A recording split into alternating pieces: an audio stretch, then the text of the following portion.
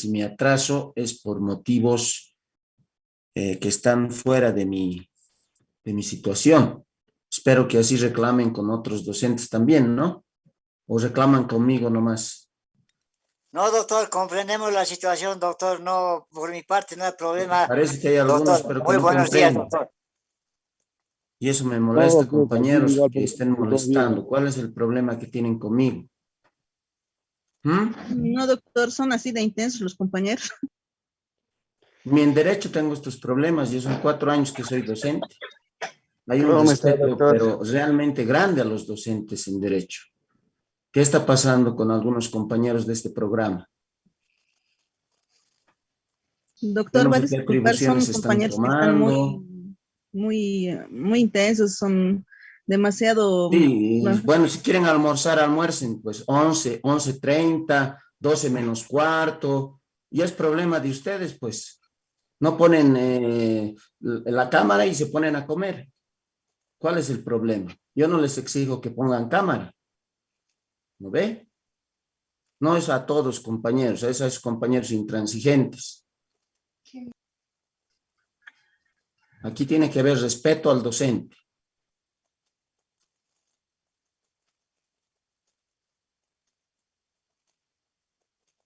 Ahora díganme, pues, los que están reclamando. Quisiera escucharles. Con el permiso de todos los demás, ¿no? Y el respeto que les tengo. Buen día, doctor. Buenas tardes, ¿cómo está? Buenas tardes. Dígame. Está enojadito, doctor. Yo no reclamé, por si acaso, ¿eh? Ya, pero ¿quién fue el que reclamó o las que reclamaron? Quiero que me digan de frente. Doctor, Sí, los que están compañeros, los que han reclamando. reclamado, por favor, que hablen ahora, por favor, porque no puede ser que hagan eso al docente. Siempre tienen que tener paciencia, compañeros. Es verdad, doctor, que hablen ahora o calle para siempre, doctor. Eso, Por compañero. uno Doctor, quedamos todos No, mal, es que doctor, y es me un parece mal compañero que también, a mí me está molesta que hagan empezándome a eso. molestar desde las primeras clases. doctor, con ¿Cómo Desde todo las el está? primeras respeto, clases, Buenos días. buenas tardes, compañeros, buenos días, compañeros. Doctor, muy buenas tardes, mil disculpas. Yo, Mire, compañeros, yo vengo aquí lastimosamente, a trabajar, no estoy rascándome, discúlpeme la palabra, y me molesta mucho esas actitudes. Ya estamos en el tema número 10 y este es el tema número 11. En las otras materias, ¿en qué temas están?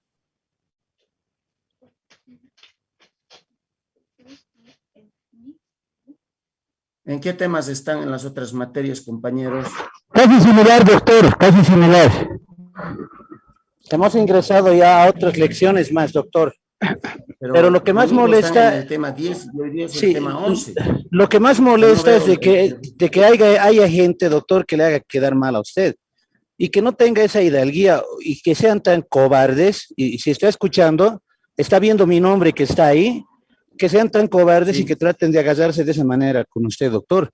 Usted que desde la primera clase No, es ha que demostrado ser una persona compañero que está ética y haciendo tan esto bueno. ya está digitado, pues coordina con el anterior director y le digo de frente. Y le digo, yo sí le digo de frente. Así que Tendríamos que, tendríamos que hacer deje lo de siguiente, molestar, porque doctor, también los agarrarle docentes y nos podemos quejar de estudiantes que están molestando. Y bueno, lo voy a dejar ahí porque la mayoría no tiene la culpa. sí, eso Pero es con de este verdad, compañero vamos a tomar medidas, porque ya estoy cansado. Si no, si quiere ir a un colegio, vaya pues a un colegio. Esto es universidad. A nosotros los docentes nos hacían dar examen a las 11 de la noche y oral. Teníamos que estar ahí calladitos, respetando lo que dice nuestro docente. Yo los respeto a ustedes, a todos compañeros, o alguna vez les he faltado el respeto.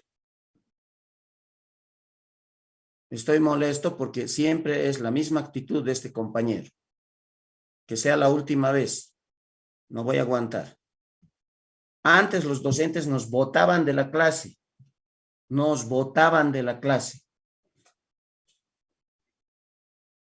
Aquí no estoy para juego de niñas, compañeros. Yo soy una persona seria. Bueno, discúlpeme a los demás por mi molestia, pero bueno. Si he entrado a esta hora es y voy a pasar clases hasta la 1:10 o 1:15. ¿De acuerdo? Los que quieren se salen. Hoy día la asistencia no es obligatoria. Si quieren todos, se salen todos. Así nomás es. Ya. Disculpen, compañeros, pero bueno, empecemos. Estamos haciendo dos trabajos. Un trabajo es el referido a el libro. ¿Está Alejandra en sala? ¿O alguien que esté trabajando el libro?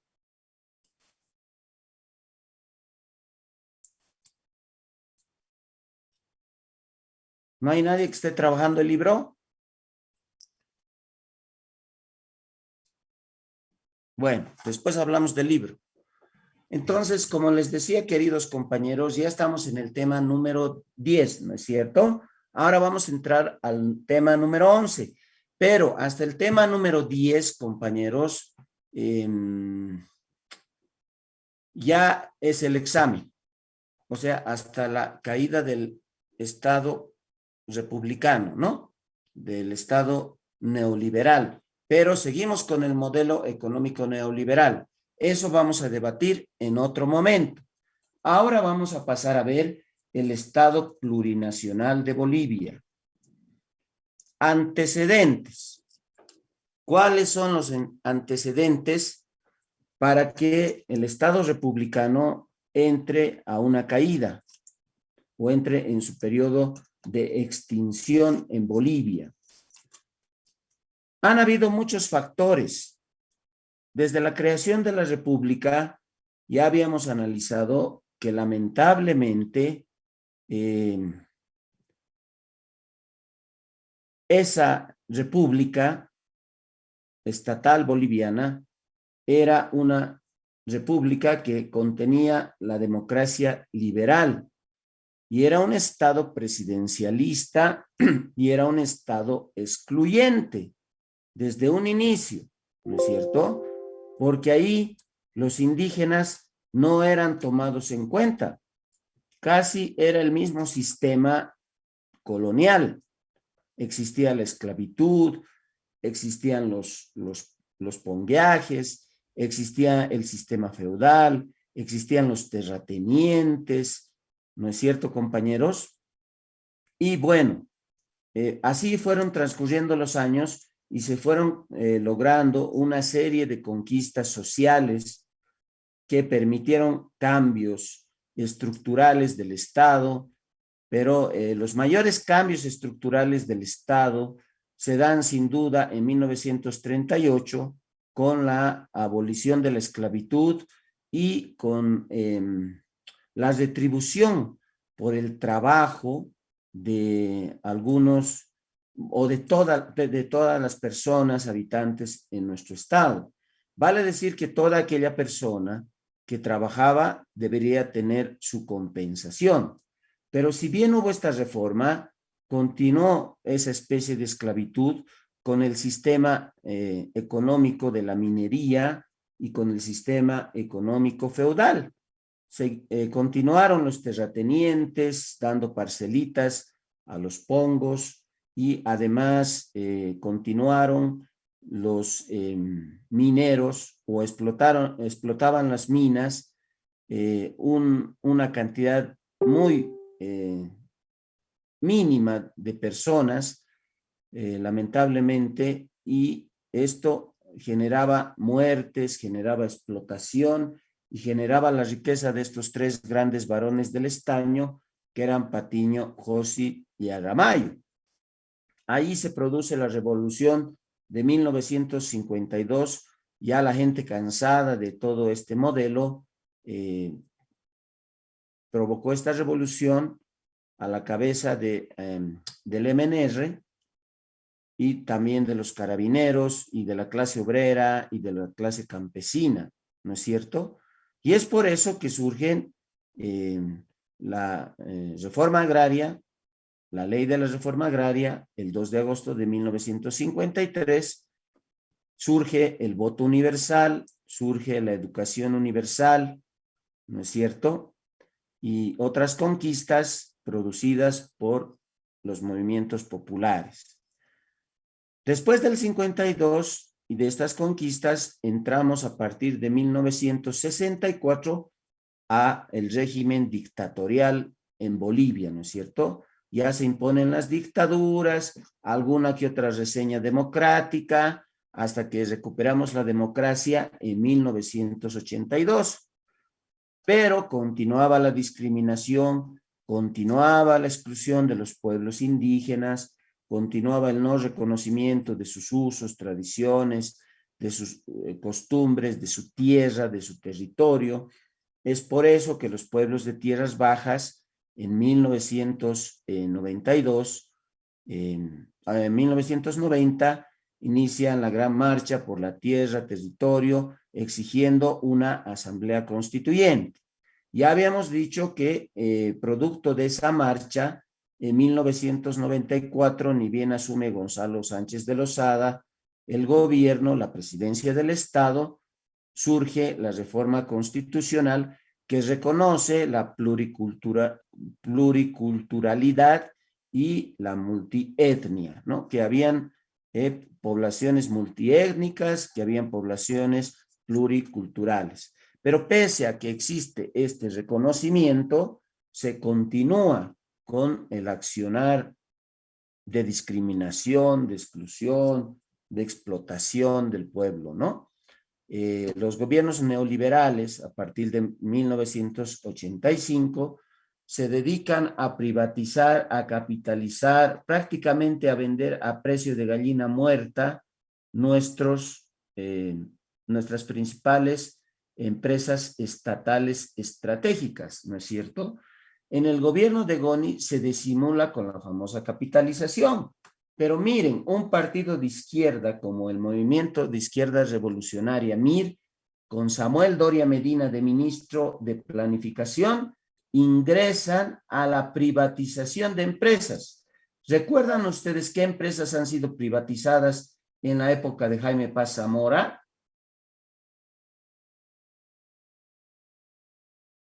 ¿Alguien recuerda? Doctor, Entel, estaba Río Aéreo Boliviano, también.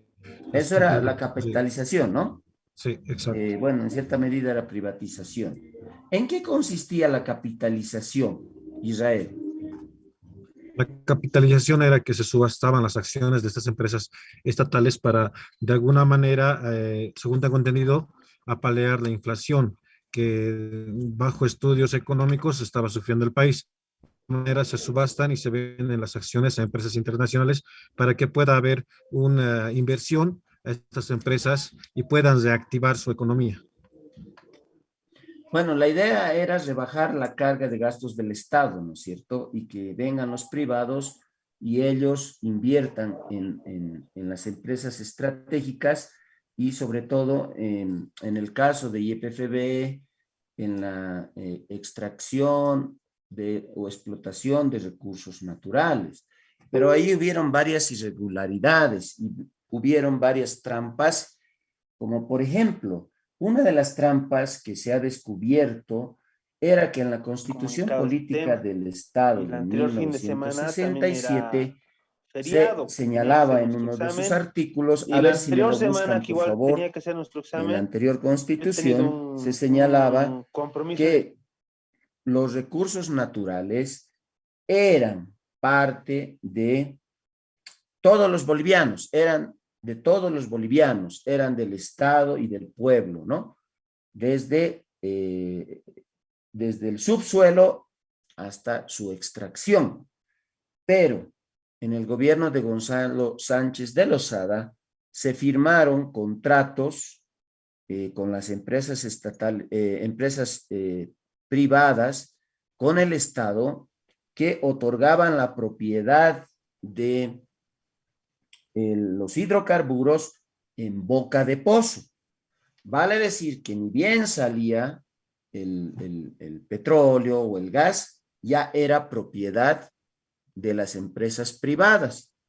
Y en la Constitución Política del Estado se señala que todo contrato de explotación de recursos naturales debería ser aprobada por el Parlamento. Entonces, Gonzalo Sánchez de Lozada rompió esta normativa establecida en la Constitución y hizo la firma de los 13 contratos petroleros sin aprobación del Parlamento.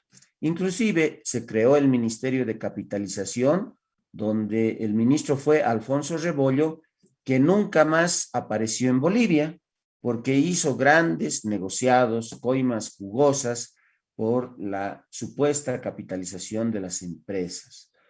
Otro tema que se descubrió es que el 80% de las utilidades que se generaban por los recursos naturales, del gas y del petróleo, iban a beneficio de las empresas que habían entrado a la capitalización. Y vale decir que el 20% se distribuía entre el pueblo boliviano y existía una, obviamente, distribución que era totalmente que no era equitativa para el pueblo, ¿no? Entonces, ahí inclusive se logra descubrir que el precio de venta de gas del petróleo al Brasil y a Argentina era pues una miseria a lo que correspondía. Entonces, esto era claramente un negocio de los gobiernos llamados neoliberales, que encima entre ellos se coteaban el poder, ¿no? Y existía una democracia representativa que hacía que entre los 3 más votados entre al gobierno el segundo, el tercero, o sea, con componendas parlamentarias. Y ahí, bueno, entraba en juego sin duda mucho dinerito, los famosos maletines negros de los que se habla, ¿no? Entonces, ya la población que sufría pobreza, que sufría miseria, ya estaba cansada de este juego de los neoliberales y en el 2003 existe un levantamiento popular. Y hay que reconocer que no fue un movimiento de toda Bolivia, fue un movimiento sobre todo en Occidente y precisamente en la ciudad del Alto, sobre todo en octubre del 2003.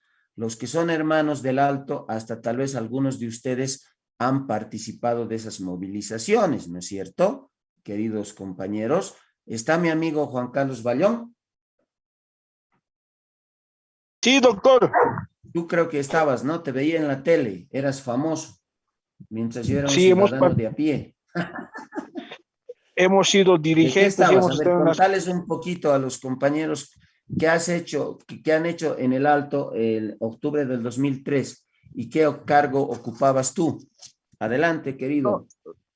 Éramos parte de una organización de jóvenes, Red Juvenil Dientes de Cambio, y como éramos vecinos de la zona de Villadela y en al lado de Santiago II, lo que nosotros hemos hecho es participar con jóvenes. Después hemos sido dirigentes de la Federación de Estudiantes de Secundaria de la PES El Alto. Hemos estado en las barricadas, muchos compañeros hemos estado participando en las ollas comunes, se cocinaba ollas, en cada calle se hacía barricadas, se han hecho zanjas, sobre todo por el tema de las 6 de marzo, ¿no ves? Las zanjas, en La Ceja, no sé si te recuerdas, doctor, ¿sabes? Me recuerdo cuando han metido bala un domingo, la Plaza Bolivian, luego los ferrocarriles se han tumbado a la autopista, eso con hartos compañeros jóvenes, mayores, con no sé con qué fuerza puta se han boteado los ferrocarriles, ¿no? Los trenes que habían ahí de carga, se han a la autopista. Ha sido una lucha jodido, pues, pero yo creo que hay veces viendo, ya son casi 18 años, 15 años, ha valido la pena, ¿no? Pero para el país, pero menos para la ciudad del Alto, porque no hay desarrollo, no hay industrias aquí en esta ciudad, ¿no?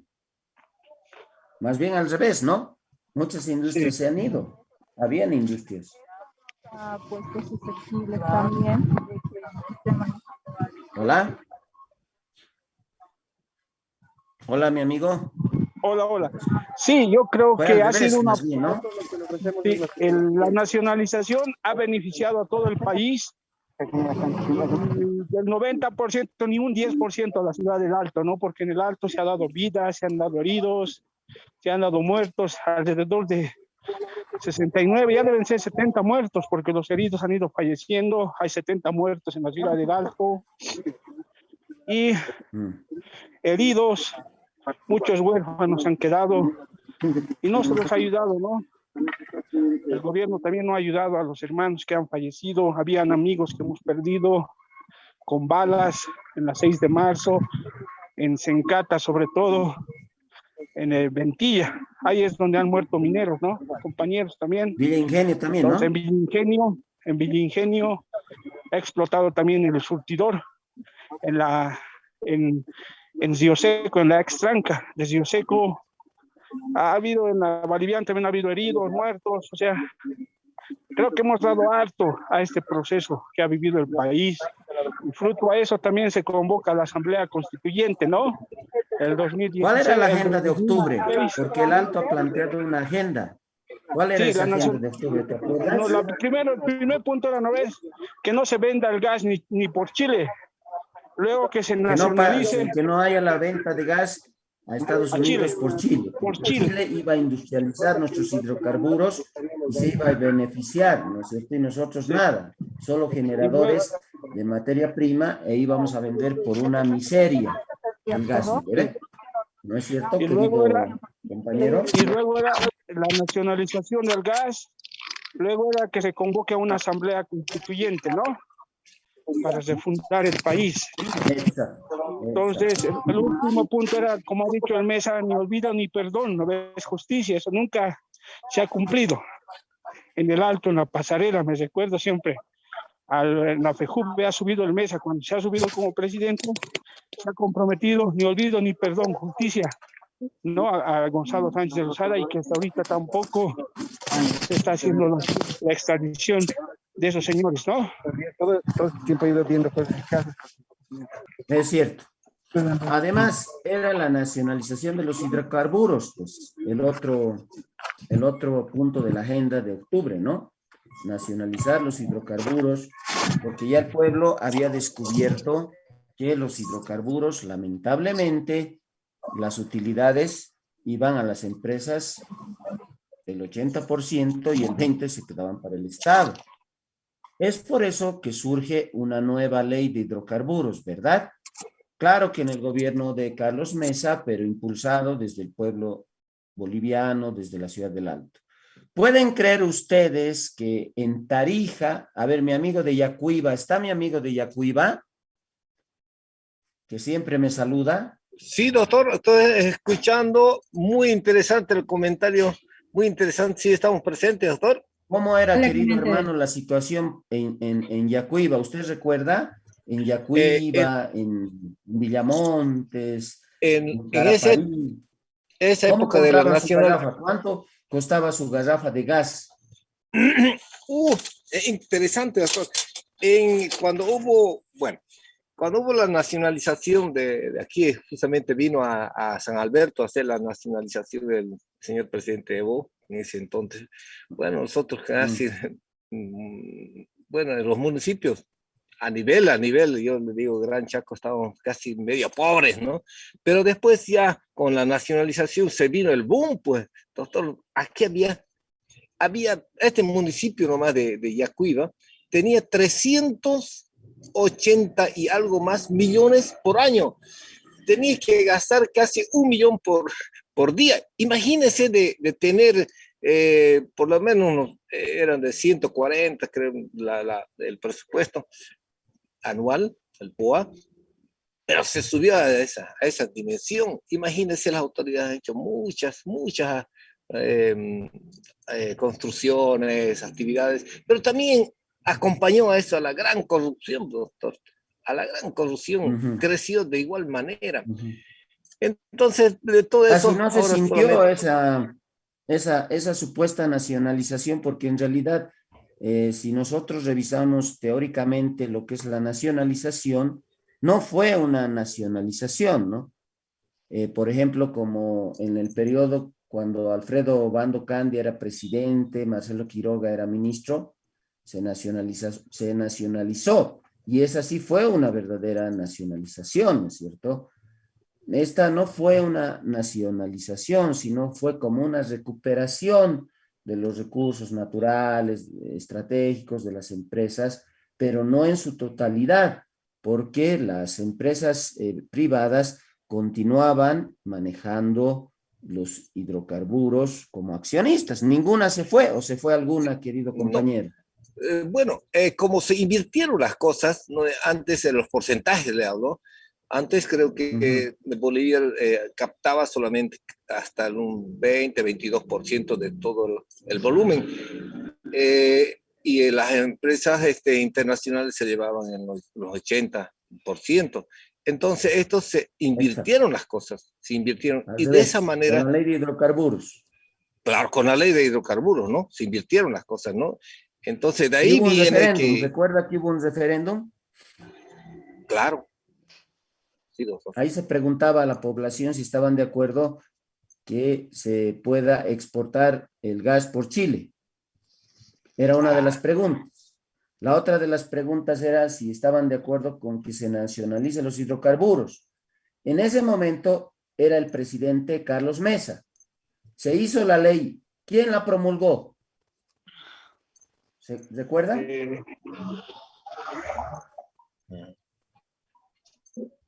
¿La promulgó Carlos Mesa? No.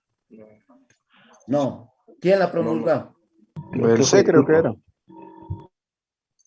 Ormando Bacadíes.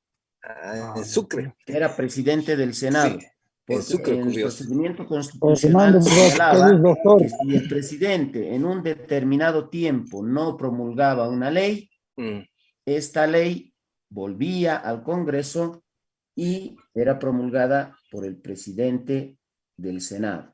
En este caso ocurrió ese procedimiento. ¿Cuál fue la excusa de Carlos Mesa para no firmar esa ley de hidrocarburos?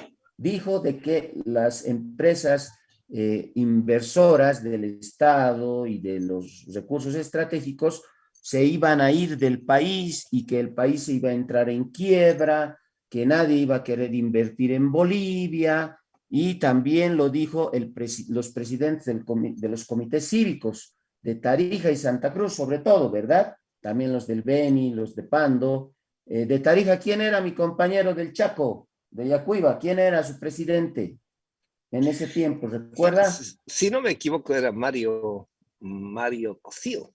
Si no me equivoco. No, era Raúl Ruiz, que después se volvió masista y fue el asesor de Lino Condori. ¿Se acuerda? Sí, claro, él sí lo recuerdo. Sí. Sí, doctor.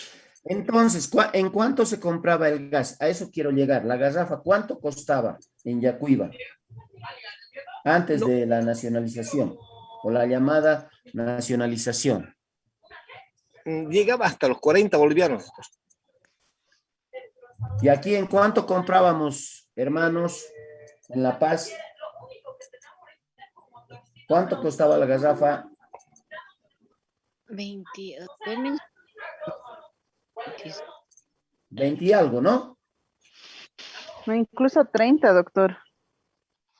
25 bolivianos, doctor. Sí. 22.50, doctor. No, ahora, a mí me han dicho que en el Chaco inclusive se compraba hasta 80 bolivianos. No sé si es verdad eso. Me decían algunos compañeros como del había Chaco. Tanta necesidad, había mucha necesidad, pero no, 80 bolivianos no llegó, doctor. Máximo, creo que si más lo recuerdo, hasta yo también compraba 50, 52 máximo, ¿no? En otras tienditas de barrio, porque ellos acaparaban gran cantidad. Ahora ya pues se ha normalizado, ya estamos a 22.5, ¿no? Y ahora, pero en las tienditas de barrio, compramos a 30, sí, a 30 bolivianos. Pero eso era en realidad una ironía, ¿no? Porque ¿cómo puede ser que el lugar que generaba el gas, la gente no pueda gozar del gas, ¿no? Más bien al contrario, lo gozábamos en otros lugares del país. No sé si ustedes tenían gas domiciliario. Doctor. Pero doctor, no era más En la mal Esto- llamada oferta y demanda, que es como ahora, el gas cuesta 22.50 y en las tiendas lo venden hasta en 30 bolivianos. ¿No No, iba más por ese lado? no, Paulette, lo que Claro, pasa iba es, por ese lado, porque habría libertad de vender al precio que tú quieras a partir del 21.060, ¿no? pero doctor, Pero era anecdótico, pues, que el lugar que Mm. producía el gas era donde más caro lo compraba la gente, ¿no? Pero esa situación se ha dado por los malos dirigentes que teníamos en ese entonces. O sea, no había gestión, no había gestión.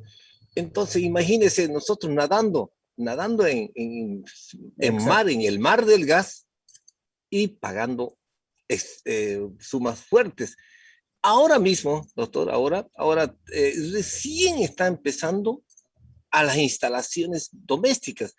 Miren, en ese entonces, estamos hablando de cuántos años, en La Paz, en algunas provincias de La Paz ya tenían gas En el alto. doméstico. Imagínense, increíble, allá que pagaban 12, 15 bolivianos y aquí teníamos que pagar 50 bolivianos. Imagínense esas situaciones que se han dado aquí en esos años. Ahora recién casi un porcentaje, le hablaré, unos 40, 30, 35, 40% de la población ya está gozando de este beneficio, ya está gozando. Ve, es que era así, era así. Entonces, ¿quiénes lucharon? Ni siquiera ustedes lucharon, ¿verdad? No lucharon ustedes. El Lucharon por Malco, ustedes, los hermanos del Alto. Ellos el fueron los que Malco de Barizata. Sí, doctor. ofrendaron Doctor, sus vidas. refiriéndome a esa Sí, situación, adelante. doctor, los que hemos vivido esa época tan oscura, por decirlo, sufríamos de gas, hemos sufrido muchas cosas. La ciudad del Alto ha sido una ciudad muy valerosa que ha defendido mientras otros departamentos estaban durmiendo, no sabían lo que estaba pasando. Pero aquí los que hemos vivido en la ciudad del Alto hemos palpado cómo era sufrir de gas, las provincias, se ha paralizado todo Habían aquí. bloqueos a veces porque no había Exacto. garrafas, ¿no? Mis Autopista. tíos, por ejemplo, son de Achacachi, ¿no es cierto? Y venían a pie, iban a pie, tenían callos o sea, del cansancio de caminar. Por una garrafa tenían que llegar hasta aquí. Tampoco había gas, había hambruna porque tampoco entraba ni las verduras no llegaban los productos. Era ciertamente una época que se ha vivido muy, muy fuerte. Esa vez yo era todavía niña y era una época muy fuerte, doctor, en donde se ha sufrido aquí, pero se ha hecho una lucha que ha valido la pena para todo Bolivia. Ahora, como dice Juan Carlos Bayón, y tienes razón, porque él ha sido protagonista siendo muy jovencito, y tenemos el gusto de tenerlo de estudiante ahora. El Alto prácticamente no se ha beneficiado mucho, ¿no? de esa realidad. Los que más se han beneficiado han sido los hermanos Yaco. Ha habido una pelea inclusive entre Sucre y Santa Cruz, ¿no? Por un campo gasífero, ¿no? Bueno, la verdad es que ese campo le correspondía a Sucre, pero han hecho parecer que le correspondía a Santa Cruz. ¿No es cierto, hermanos? Entonces, ¿cuál era? No recuerdo ahorita el nombre. ¿Recuerdan ustedes? El nombre. No recuerdo ahorita, a ver si nos acordamos. Bueno, la situación es que hubo una lucha de una parte del pueblo boliviano y cuando Goni se escapa, cuando Goni huye, porque él decía que no iba a renunciar, pese a que sus aliados, Manfred Reyes Villa y Jaime Paz Zamora, inclusive con lágrimas en los ojos, claro, porque ¿cómo le va a tener lágrimas en los ojos si fue parte de los gobiernos, de todos los gobiernos y tenía el MIR su cuota siempre, ¿no? Y siendo tercero fue presidente, ¿no? Con la menor votación fue presidente, cruzó ríos de sangre, como se llamaba, con sus verdugos, con su verdugo Hugo Banzer Suárez, que asesinó a muchos de los universitarios que eran parte del MIR. No olvidemos el tema de la calle Harrington. Si bien el ejecutor fue García Mesa, de las muertes de Marcelo Quiroga Santa Cruz y de la muerte de estos universitarios en la calle Harrington, el ideólogo de esas muertes fue Hugo Banzer Suárez, que, paradojas de la vida, fue electo presidente constitucional, ¿no es cierto? Producto de esas componendas políticas a la que lamentablemente entraron los sucesores de UCS, Johnny Fernández, por la muerte de su padre, y de Condepa, Verónica Palenque y Remedios Loza. Entran a ese famoso pacto, acuerdo por la democracia, donde es proclamado presidente Hugo Banzer Suárez. Creo que esto fue en 1999, si la memoria no me falla, y Banzer no pudo acabar su gestión porque le dio cáncer de los pulmones y falleció, ¿no? En plena gestión presidencial, y de eso asume Tuto Quiroga, que era su vicepresidente, durante un año, ¿no? Y ahí hace grandes barbaridades también, ¿no? Producto de ese cansancio, de esa molestia popular, es que surge el levantamiento de octubre del 2003, encabezado por la ciudad del Alto. Entonces, ahí prácticamente la COF acompaña, también acompaña a los mineros, y se produce una masacre. Yo no le llamo la guerra del gas, yo le llamo la masacre por el gas, porque guerra es cuando hay armas de ambos lados, pues, ¿no? Cuando hay una declaración de guerra, ¿no? Eso es guerra, ¿no? Cuando las cosas están par a par y obviamente un lado es tal vez más débil que el otro. Pero en este caso los hermanos del Alto solo tenían piedras, nada más. En cambio el ejército estaba baleando a mansalva, vale decir, caiga quien caiga, como se dice, ¿no? Y la gente moría, inclusive fue transmitido por la televisión, ¿recuerdan? En la autopista. Doctor, sí. Doctor, tal Adelante. vez solamente un poquito para aclarar, ¿no? Antes que suceda lo que es octubre, por agosto, por ahí en el Alto, sí. José Luis Paredes ha hecho un impuesto, el Maya y el Paya. Sí. Ese impuesto era la propiedad. Antes de eso, ya viene pues desde el 2000 se viene calentando esto, ¿no ves? Porque Tuto Quiroga ha vendido las aguas del Cunari, estaba privatizando todas las aguas. Quería luego, privatizar también las aguas en Cochabamba, ¿no? Hubo la guerra del agua. Cunari, ¿no? Aquí también en La Paz, aguas del Illimani, puras transnacionales. Y una vez que ha pasado el tema de eso, la guerra del agua en Cochabamba, luego también el 2003, el impuesto al salario, ¿no ves? Que afectaba a los policías, a los maestros. Le enfrentó a los policías con los militares. Sí, entre el enfrentamiento en febrero ha sido esto, ha habido muertos, el colegio Ayacucho, por un cambio de directores, hace una marcha, rompe lo que es dentro de la Plaza Murillo, rompe lo que es el Palacio Ejecutivo y el Legislativo con piedras, los estudiantes del Ayacucho, hacen una marcha, hay un enfrentamiento, ahí también hay heridos, hay un muerto, si no me equivoco, en ese, muertos entre policías militares, luego viene octubre, pues, sí, luego viene octubre, pues, septiembre, agosto, septiembre, aquí en el Alto el impuestazo querían hacer a las viviendas, a las propiedades, y hace un caliente, ¿no? La alcaldía, ¿no? Por eso ahora se llama la alcaldía quemada, ¿no? Sí, sí, y luego empieza ya pues en septiembre, en octubre, yo me recuerdo que subiendo desde abajo, todas las casas... Te estás olvidando de Huarizata. A Huarizata, para ir a recuperar a los turistas, ¿no? Ahí son los primeros muertos, pues, en septiembre, finalizadas de septiembre. No, en temas de Sorata. Huarizata. Sí, Huarizata, ¿no ves? Ahí los ¿Quién turistas, encabeza pues, el movimiento de Huarizata? El tema, para el rescate de los turistas es el Zorro Berzaín. No, pero ¿quién encabeza esa movilización, esa huelga? El Felipe Quispe, pero... El Malcu. Doctor, el Malcu. Pero el Malcu no estaba en las movilizaciones, estaba en huelga de hambre. Pero el Malcu es lo que ha hecho el héroe. En la radio San Gabriel estaba en huelga de hambre. En huelga de hambre, ahí, ¿no? Entonces yo creo que eso Lo de octubre en realidad empieza en Huarizata, ¿no? Sí. Empieza en Huarizata. Y hay la matanza de Huarizata y ahí es que ya empiezan a generarse las convulsiones sociales, ¿no? Sí. Producto de lo Luego los ocurrido en Huarizate. muertos, los primeros muertos en ahí, luego aquí en el Alto también. Ya empieza pues en Ventilla también los muertos, en Valillán.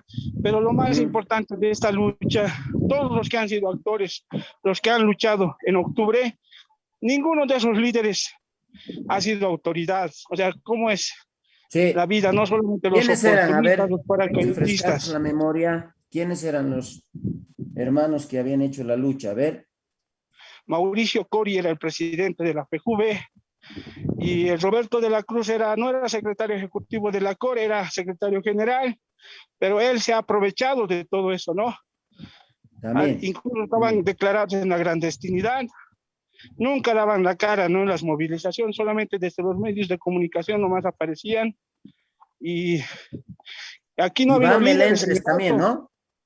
Así, Iván sí, Juan Melendres. Melendres, sí, de la COR también, él era el ejecutivo. Él era de la COR, Luego ¿no? le seguía Roberto de la Cruz. De la FJV era el Mauricio Cor. Luego, el 2005, el 2004, 2005, aparece Abel Mamani y Patán. Edgar Patana, ¿no? Que posteriormente ha sido alcalde también. Y el Abel Mamani ha sido ministro de Aguas, ¿no? De Medio Ambiente. No, entonces. Y lo han pillado durmiendo, ¿no? Durmiendo, creo, en las piernas de una chica, creo. Sí, pues. Y le sacaron fotos y de esa manera lo han destituido. Sí, bueno, entonces en ese sentido yo creo que los actores, los que hemos estado en la calle desde muy jovencitos, muchos de los que hemos participado no han asumido ningún cargo hasta ahorita. Solamente ahora los actuales dirigentes se jactan de luchar en octubre, pero no ha sido así. Son gente que tal vez ni siquiera ha participado, pero se dicen que han sido parte de esta lucha, ¿no ves? No es así, sino es que a muchos de mis compañeros ya son profesionales, jóvenes. No les dan nada. Que han dado mucho, y quiero decir que esta nacionalización nos ha ayudado, pues porque el IDH, gracias al IDH hay el desayuno escolar en las unidades educativas, gracias al IDH los municipios tienen presupuesto, las universidades, o sea, todos han ganado pues con la demanda de la ciudad del Alto. Eso es a partir de la ley de hidrocarburos que no quiso promulgar Carlos Mesa, ¿no? Surge ahí el impuesto directo a los hidrocarburos que se destina para los municipios y las gobernaciones. O sea, todo el excedente de hidrocarburos, una gran parte iba a prefecturas en ese momento y municipios, ¿no? Entonces, aparte, surge la lucha de las universidades y también se destina a las universidades en 3 campos, ¿no? SIDH, interacción social, investigación científica y infraestructura, las 3 Is, ¿no? Para las universidades. Bueno, ya el cómo se ha gastado esos recursos, el cómo se ha utilizado esos recursos, ya es otro tema, ¿no?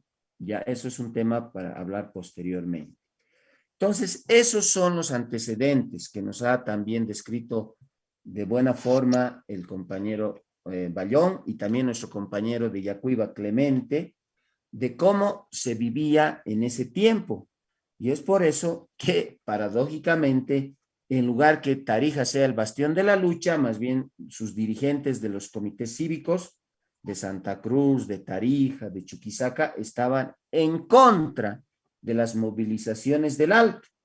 Es más, golpearon a los hermanos del campo en la plaza, ¿no? En Santa Cruz, a los hermanos indígenas. Todo el que era colla en Santa Cruz era golpeado por ser colla. Lamentablemente surgió ahí las muestras de racismo, apareció la famosa Unión Juvenil Cruceñista, ¿no? Un grupo fascista, juvenil, que marcaba las casas de quienes eran de provincias en Santa Cruz, que golpeaba a quienes eran partidarios del movimiento al socialismo y que querían, ya no, formaron la media luna, ¿no? En un encuentro de comités cívicos, inclusive hablaban de la República Independiente de Santa Cruz.